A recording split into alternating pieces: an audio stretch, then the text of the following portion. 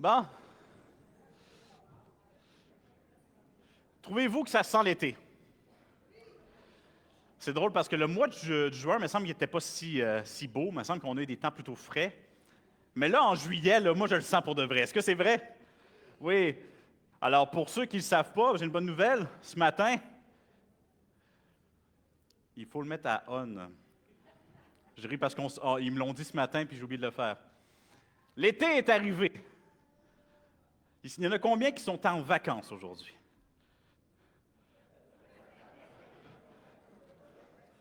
Bien, il y en a quelques-uns quand même. Je crois que ceux qui sont en vacances ne sont pas là, sont partis. C'est ça qui se passe, hein? Moi, cette semaine, j'ai mis pour la première fois dans ma voiture Ça fait rire les oiseaux de la compagnie créole. Vous la connaissez bien, hein? Ça fait chanter les abeilles, ça chasse les nuages. Mais l'été, c'est ça, hein? On ferme les yeux, là, et on voit des images. On voit un soleil chaud qui fait brûler notre peau. Moi, je suis roux, alors c'est pour ça. On entend le bruit des vagues, le chant des oiseaux. Les journées sont plus longues. Il y a moins de contraintes. Et surtout, il y a un mot magique avec l'été, souvent, c'est le repos. Le repos. J'ai entendu « hum ». J'ai entendu « hum » et je suis d'accord. Parce que l'été, des fois, c'est l'endroit qu'on se dit, c'est le moment de repos où qu'on va déposer nos fardeaux, où qu'on va pouvoir enfin se détendre.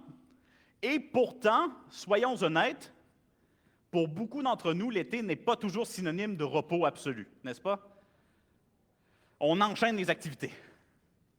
Il y a des voyages, il y a la visite de la famille, il y a des amis qui viennent à la maison, on a des projets dans le jardin, il y a des camps d'été pour les enfants, et on se retrouve parfois plus épuisé en septembre qu'en juin, quand on commence nos vacances.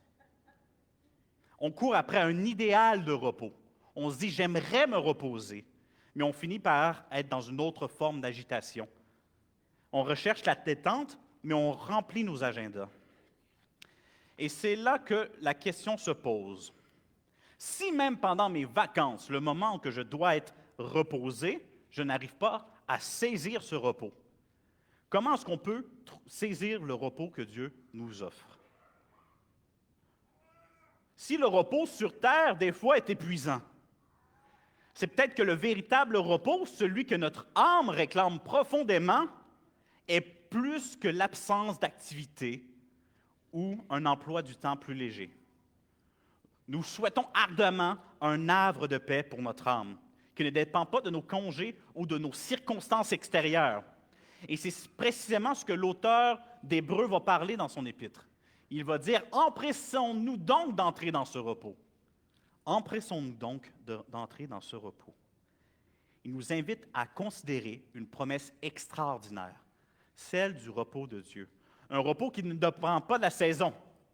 Un repos qui ne dépend pas de nos activités, qui ne dépend pas de nos allers-retours, un repos éternel, mais aussi un repos que nous sommes appelés à expérimenter aujourd'hui, dès maintenant.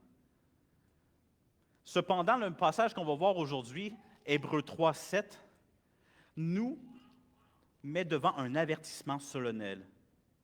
Celui de ne pas manquer cette promesse, de ne pas laisser notre cœur s'endurcir pour manquer le repos de Dieu.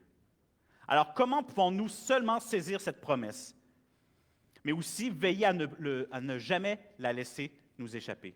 Le thème du repos est une section très importante du livre d'Hébreux.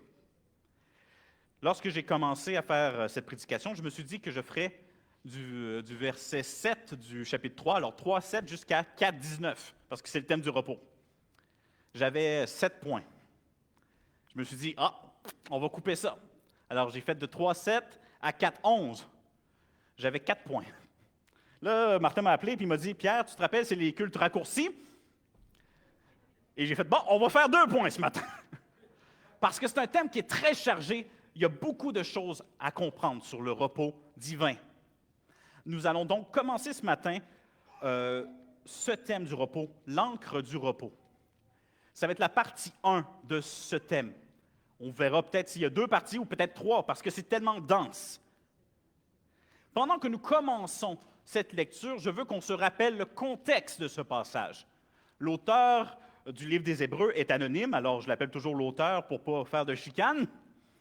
Mais il écrit à des chrétiens d'origine juive qui sont sur la clôture, c'est-à-dire qui hésitent entre aller vers le christianisme, aller vers la foi en Jésus-Christ et retourner vers le judaïsme, vers l'Ancienne Alliance. Et face aux persécutions de leur époque, il y en a plusieurs qui retournent. Et l'auteur aux Hébreux va définir ce thème qui est « Faites attention de ne pas régresser dans votre foi, mais de progresser ». Alors c'est un appel pressant de continuer, de marcher, d'aller plus loin avec Dieu, au lieu de faire des pas pour revenir à l'arrière. Dans notre série, nous avions vu jusqu'à présent que Christ, notre série qui s'appelle « Ancré sur Christ », nous avons vu que d'abord que Christ était l'encre de tout. Le chapitre 1 d'Hébreux nous indique que Christ est la base de tout. C'est la base de la révélation de Dieu. Dieu s'était révélé par les prophètes auparavant et maintenant il se révélait par Jésus-Christ. Jésus est la révélation suprême. Nous avons vu aussi la semaine passée que Jésus était l'encre du salut. Nous avions dit, faites attention de ne pas négliger un salut qui est si grand. Jésus est le pionnier. Il est celui qui trace le chemin pour qu'on puisse le suivre vers le Père. Nous avons parlé de comment est-ce que le fait qu'il soit homme soit quelque chose d'important pour notre salut. Ça fait que ce salut est parfait, victorieux et compatissant. Et aujourd'hui, nous poursuivons. Nous poursuivons avec l'encre du repos. Voici le texte. C'est pourquoi, comme le dit le Saint-Esprit, aujourd'hui, si vous entendez sa voix, la voix du Saint-Esprit, n'endurcissez pas vos cœurs comme lors de la révolte, comme le jour de la tentation dans le désert. Là, vos ancêtres m'ont provoqué, ils m'ont mis à l'épreuve et ils m'ont vu agir pendant 40 ans. C'est pourquoi j'ai été irrité contre cette génération et j'ai dit, ils ont toujours un cœur qui s'égare, ils n'ont pas connu mes voies. Aussi, j'ai juré dans ma colère, ils n'entreront pas dans mon repos. Faites attention, frères et sœurs, qu'aucun de vous n'ait un cœur mauvais et incrédule qui le détourne du Dieu vivant. Au contraire, encouragez-vous les uns les autres, chaque jour, aussi longtemps qu'on peut dire aujourd'hui, afin qu'aucun de vous ne s'endurcisse trompé par le péché.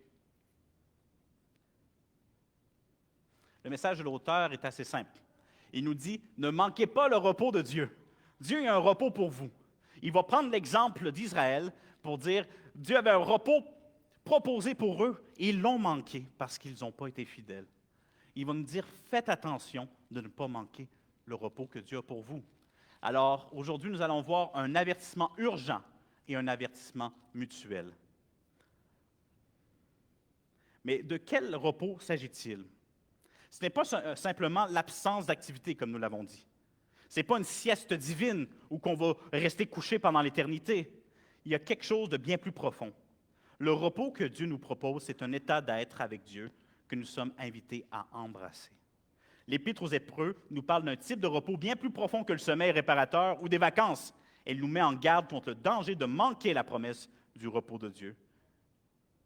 Nous voyons tout d'abord que ce repos est pour aujourd'hui.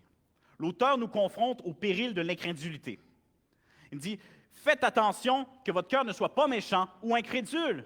Et il va utiliser le psaume 95, qui commence avec « N'endurcissez pas votre cœur ». Aujourd'hui, si vous entendez cette voix, c'est tiré du psaume 95, où David prend l'exemple du peuple de Dieu dans le désert qui a manqué de foi pour se l'approprier en son temps pour dire qu'il ne fallait pas avoir un cœur incrédule.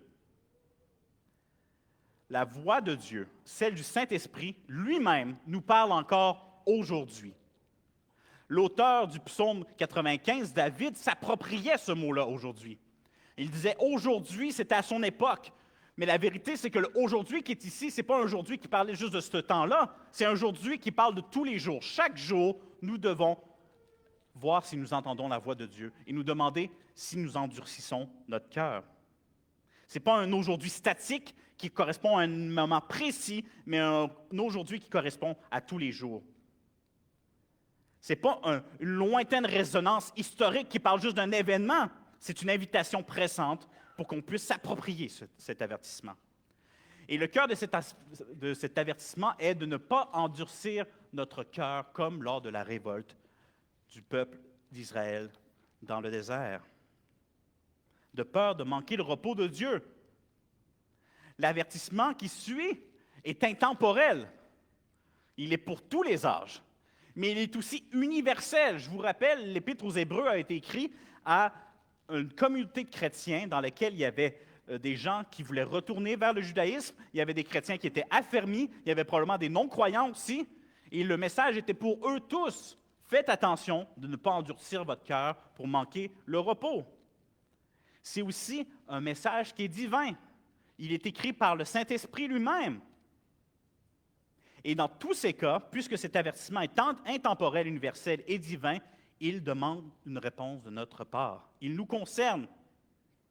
Pourtant, une dangereuse tendance nous guette, celle de minimiser la portée de ce message. Puisque ce message nous avertit que certains n'entreront pas dans le repos, souvent, il vient s'entremêler avec ce que nous savons de l'assurance de notre salut, qui est une vérité. Nous avons un salut assuré si nous avons mis notre confiance en Jésus-Christ. Mais si cet avertissement est réel, il y a donc vraiment des gens qui n'entreront pas dans le repos. Il faut donc bien définir c'est quoi ce repos. Mais à cause de ça, on a tendance à le minimiser. On dit ce repos, cet avertissement s'adresse seulement aux gens de cette époque-là. Mais l'auteur est clair, il y a un avertissement réel. Et c'est une importance capitale autant pour le croyant que pour le non-croyant. Et puisque c'est un avertissement réel, est-ce qu'il serait concevable, est-ce qu'il serait sage de détourner notre regard de cette vérité aussi cruciale? L'auteur introduit l'exemple d'Israël. Exemple à ne pas suivre. Nous sommes devant le cas d'Israël qui a manqué de foi à sa sortie d'Égypte. Alors Dieu va faire des actions extraordinaires. Il va chercher son peuple qui était esclave en Égypte, va les sortir de là avec des plaies sur les Égyptiens. Il va séparer la mer Rouge avec Moïse. Et tout de même, le peuple d'Israël dans le désert va manquer de foi. Retraçant l'histoire de l'Exode, on peut dire que cet endurcissement a commencé à Massa et Mariba. Ces lieux référencés en Exode 17 sont des lieux où que le peuple d'Israël a commencé à se plaindre parce qu'ils avaient soif. Ils avaient soif et ils ont dit à Moïse, « Donne-nous de l'eau. Pourquoi tu nous as envoyés dans le désert pour mourir de soif? » Alors Moïse frappe sur le rocher à cet endroit. Malgré les miracles puissants de Dieu, malgré les plaies d'Égypte, la traversée de la mer, la manne quotidienne, le peuple assoiffé et impatient a amèrement contesté Moïse et, par extension, a contesté Dieu. Ils ont mis le Seigneur à l'épreuve. Ils ont douté de sa présence, de sa capacité à pourvoir, démontrant le début de l'endurcissement de leur cœur. Mais l'apogée de cette rébellion, l'apogée de cet endurcissement se trouve à Kadesh-Barnéa. Alors, des espions sont envoyés dans la terre promise. Ils sont juste à côté de la terre promise. Ces gens qui étaient dans le désert que Dieu avait libérés étaient à ça de profiter du repos de Dieu. Et donc, Moïse va envoyer 12 espions dans le pays de Canaan. Ils vont revenir et 10 d'entre eux disent « C'est très beau là-bas, mais c'est trop dangereux. Il y a des géants, il y a des gens forts. » 2 d'entre eux vont dire, c'était Caleb et Josué, ils vont dire « Dieu va nous accompagner, allons-y pareil. » Mais reste que le peuple se détourne de Dieu, décide de ne pas entrer dans le repos de Dieu. Il décide de ne pas rentrer dans le repos de Dieu. Alors l'Éternel va élever sa colère contre eux. L'Éternel dit à Moïse et à Aaron, « Jusqu'à quand laisserai-je cette méchante assemblée murmurer contre moi? Annonce-leur, aussi vrai que je suis vivant, déclare l'Éternel, vos cadavres tomberont dans ce désert, vous tous, vous n'entrerez pas dans le pays que j'avais juré de vous faire habiter. » Pour l'auteur d'Hébreux, ainsi que David à son époque, qui avait composé le psaume 95, Massa, Meriba, Kadesh-Barnéa, toute l'histoire d'Israël dans le désert, ce n'est pas juste un fait historique, une anecdote, c'est un avertissement pour nous, un avertissement solennel. Ne répétez pas la même erreur. Ne soyez pas à ça du repos pour le manquer. Ne laissez pas votre cœur incrédule et désobéissant vous empêcher d'entrer dans le repos de Dieu. Ne vous lassez pas des œuvres de Dieu. Ils avaient vu les grandes les grands signes de Dieu. Ils avaient vu les plaies, ils avaient vu toutes sortes de choses. Ils se sont lassés de Dieu et ils ont endurci leur cœur. Ce triste modèle d'endurcissement du cœur, c'est une constante de l'histoire humaine. Depuis le Jardin d'Éden jusqu'à l'histoire de l'Exode, où que le Pharaon lui-même, on lit qu'il a endurci son cœur et que Dieu l'a endurci par la suite.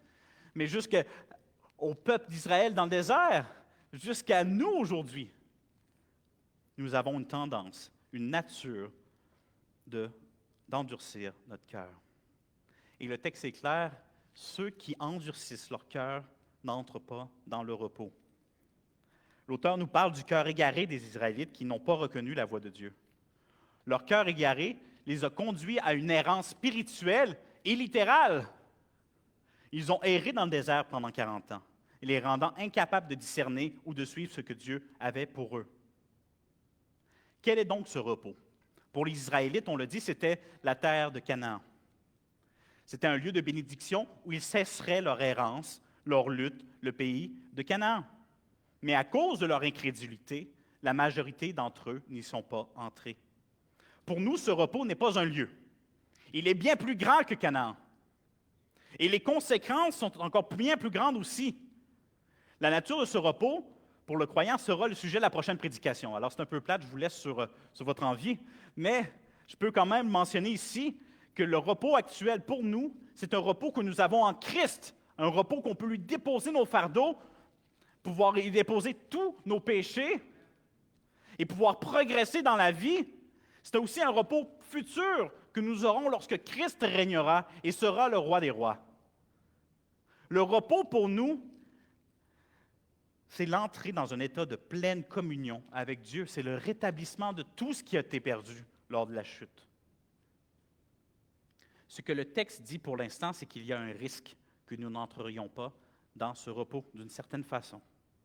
Ça semble insensé. Les croyants sont garantis de l'éternité, n'est-ce pas? Mais pour nous, si nous endurcissons nos cœurs, nous risquons de manquer la paix de Dieu présentement, la paix qu'il nous donne, de vivre dans l'agitation, dans l'anxiété, de puiser dans nos propres efforts au lieu de nous concentrer sur ce que Christ a fait pour nous. C'est le risque qu'il y a pour nous pour ça, en ce moment. C'est une vie chrétienne en dehors de ce que Dieu a pour nous. Notre salut est garanti. Nous allons aller au ciel. Il n'y a pas de problème là-dedans, c'est garanti. Mais nous risquons de vivre une vie pénible et difficile. Il est donc impératif de saisir la gravité de cet avertissement afin de ne pas passer à côté de la promesse divine. Ignorer cette vérité serait une folie.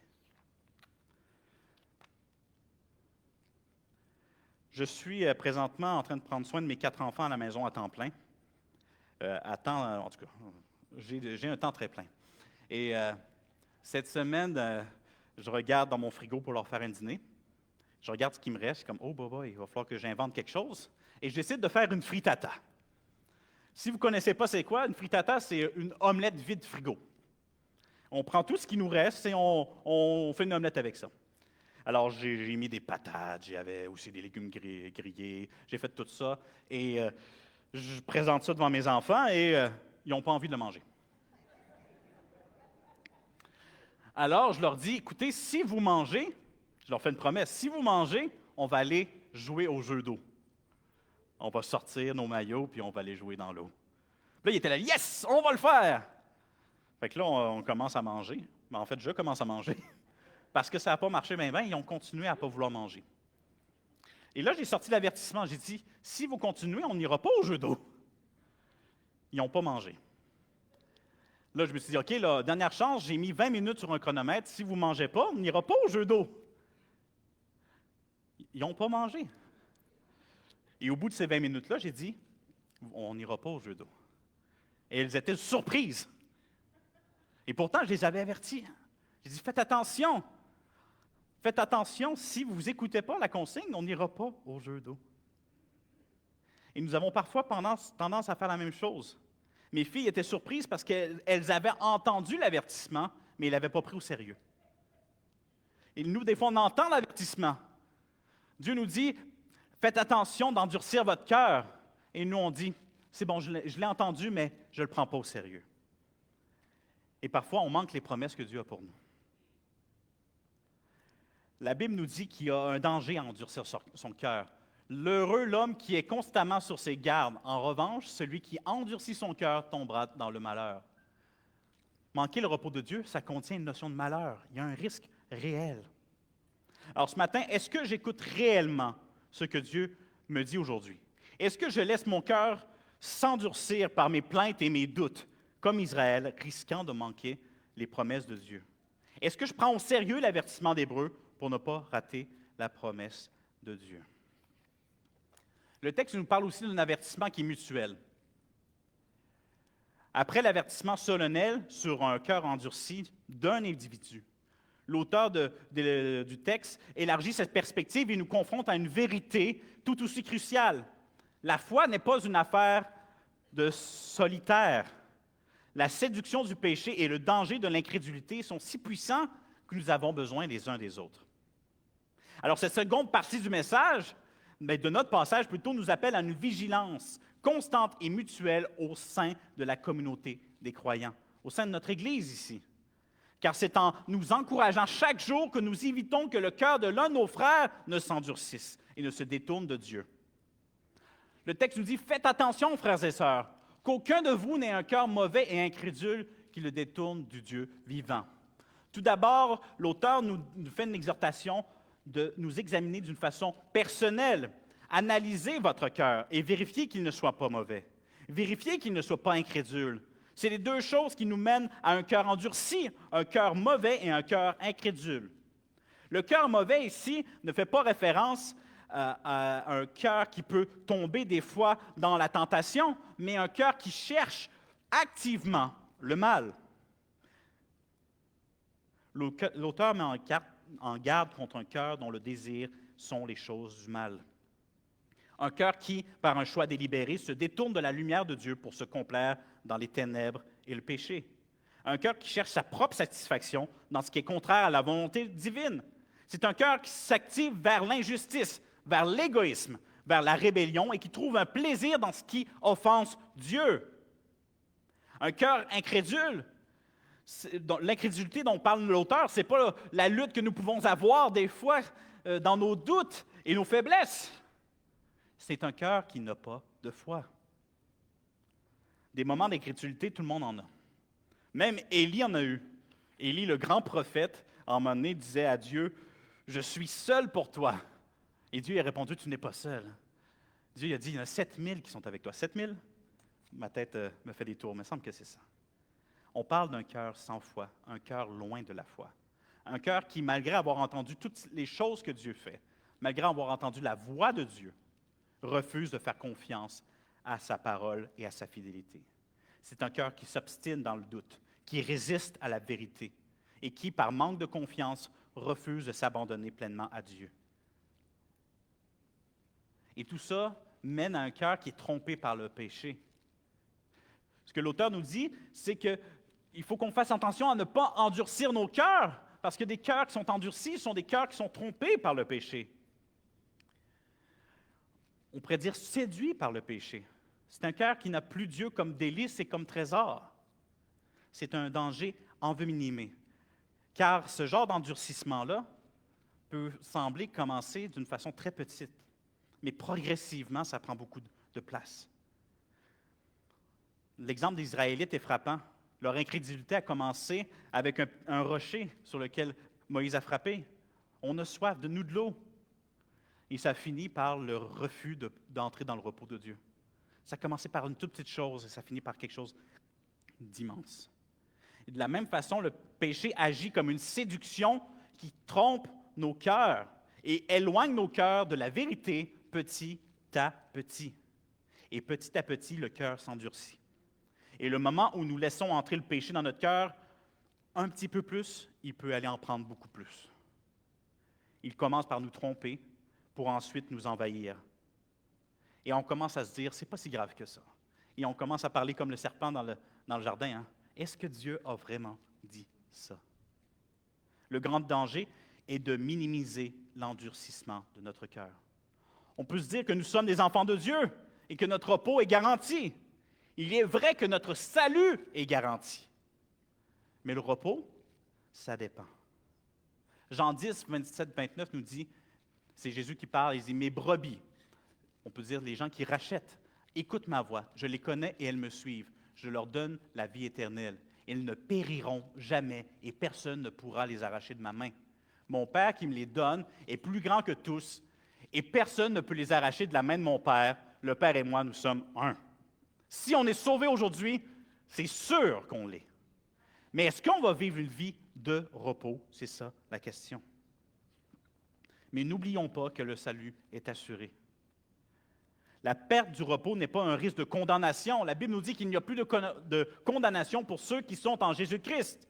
Mais les promesses de Dieu peuvent être manquées. Tout en étant ses enfants, son peuple, nous pouvons manquer le soutien, la consolation, le réconfort, la direction de Dieu. Nous pouvons manquer des récompenses célestes. Et tout ça à cause d'un cœur endurci. Et face à un tel danger, la bonne nouvelle, c'est que Dieu ne nous laisse pas seuls. C'est ici que la communauté joue un rôle essentiel. Notre texte disait, faites attention de ne pas avoir un cœur mauvais et endurci. Au contraire, encouragez-vous les uns les autres chaque jour. Wow, j'aime ça. J'aime ça. La solution à cet avertissement, la solution au cœur endurci, c'est la communauté. C'est vous et moi, c'est nous tous ensemble. Encouragez-vous les uns les autres chaque jour. Sans la communauté, le croyant ne peut grandir pleinement dans sa foi et dans sa relation avec Dieu.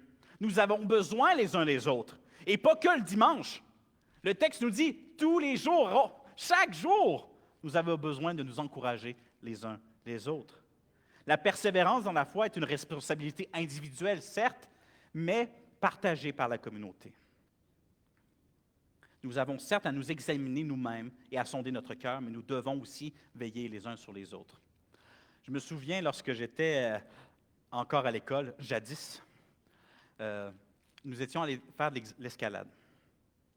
Et je suis loin d'être un professionnel, mais j'ai rapidement compris quelques petites choses essentielles lorsqu'on fait de l'escalade.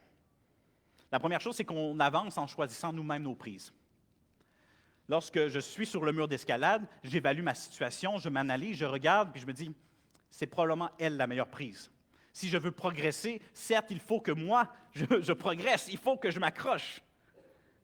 Chaque mouvement était une décision. Je pouvais avancer, monter et sentir la satisfaction de chaque pas réussi.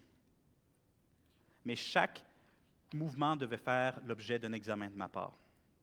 Mais ce qui me permettait d'être certain que je ne chute pas, de ne pas m'écraser au sol, c'est qu'il y avait quelqu'un en bas qui tenait la corde.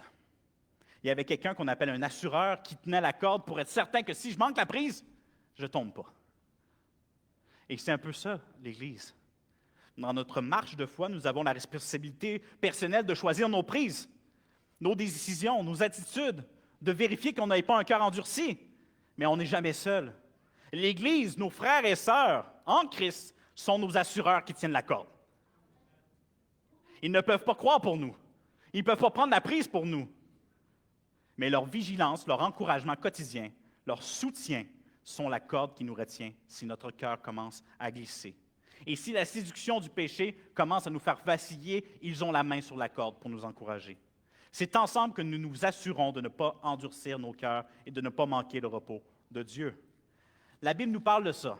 Ainsi donc que celui qui croit être debout fasse attention à ne pas tomber. J'ai une responsabilité personnelle de ne pas chuter. Mais la Bible nous dit aussi, frères et sœurs, si un homme vient à être surpris en faute, vous qui êtes spirituels, redressez-le dans un esprit de douceur. Veille sur toi-même de peur que toi aussi tu ne sois tenté. Je suis aussi appelé à veiller sur mon prochain avec douceur. Ne manquons pas la promesse de Dieu. Il faut qu'on veille les uns les autres et qu'on s'encourage mutuellement. Est-ce que je veille personnellement sur mon cœur pour débusquer l'incrédulité qui pourrait me faire manquer la promesse de Dieu? Est-ce que j'encourage mes frères et sœurs chaque jour pour que personne ne s'endurcisse et ne manque le repos de Dieu? Comment est-ce que la communauté, l'Église, est-elle essentielle pour nous aider à rester ancrés? Sommes-nous des encouragements ou des obstacles? pour la foi des autres. Alors, pendant que les musiciens peuvent remonter, j'aimerais juste qu'on fasse une petite récapitulation. Ça veut dire que c'est le temps de la gorgée d'eau. Nous allons faire un retour. Alors, le message de l'auteur aujourd'hui, c'était « Ne manquez pas le repos de Dieu ». Nous avons vu qu'il y a un avertissement qui est urgent, mais qui n'est pas seulement personnel, qui est communautaire. Nous devons nous encourager les uns les autres à avoir un cœur qui n'est pas endurci. Nous avons vu l'urgence divine de ne pas endurcir notre cœur face à la foi de Dieu qui nous parle. Nous avons souligné la nécessité d'une vigilance personnelle et mutuelle contre l'incrédulité. Frères et sœurs, nous l'avons vu, même en été, même lorsque la saison est synonyme de repos, nous avons parfois de la misère à saisir le repos de Dieu. Nos agendas se remplissent, nos esprits s'agitent et la vraie détente nous échappe. Et si nous peinons à trouver le repos physique, si nos propres efforts pour nous ressourcer nous épuisent, à quel point ne devrions-nous pas faire attention au repos céleste que Dieu nous offre? Ce repos, c'est un ancrage pour l'âme et ce n'est pas une option. Il faut qu'on le saisisse. C'est la promesse de Dieu, c'est la destination de notre foi. C'est un havre de paix éternelle qui commence aujourd'hui. Et l'avertissement d'Hébreux résonne, n'endurcissez pas votre cœur.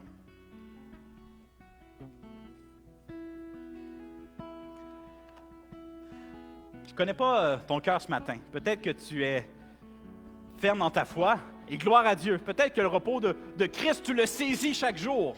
Mais je t'invite à faire attention, à regarder autour de toi, à voir s'il y a un de tes frères ou un de tes sœurs qui est en train de chuter. N'oublie pas que la Bible t'appelle à être le soutien de ton frère qui vacille. Peut-être que justement, tu es un de ceux qui vacillent. Peut-être que tu cherches tes prises en montant le mur d'escalade. Mais je veux ce matin que tu sois confiant parce que la Bible le dit, tu n'es pas seul là-dedans. Nous sommes une communauté. Nous sommes chacun en train de veiller les uns les autres pour qu'on puisse profiter du repos. Il y a quelqu'un qui tient la corde pour que tu ne tombes pas. Et peut-être que ce matin, tu n'as pas encore trouvé le repos de Christ. Tu cherches désespérément la paix, mais tu es épuisé.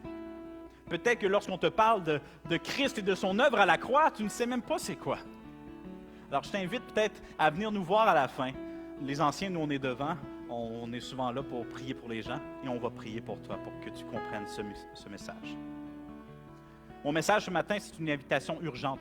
N'endurcissons pas notre cœur. Il ne faut pas naviguer sans ancre. Il ne faut pas être ballotté par les vagues de l'incrédulité. Il faut s'ancrer en Christ. Alors, prions ensemble. Oh, Père Céleste, je veux te remercier parce que tu es un Dieu de repos. La Bible dit, tu as créé le ciel et la terre et tu t'es reposé le 7e jour pour nous montrer un exemple parfait de qu'est-ce que le repos. Oh Père, des fois on a de la misère à saisir c'est quoi ce repos. Surtout ton repos. Je te demande que tu puisses nous aider à le saisir. Aide-nous à ne pas endurcir notre cœur pour ne pas manquer tes promesses, ô Père. Aide-nous à être un encouragement pour notre communauté. Et donne-nous de vivre ce repos maintenant et pour l'éternité.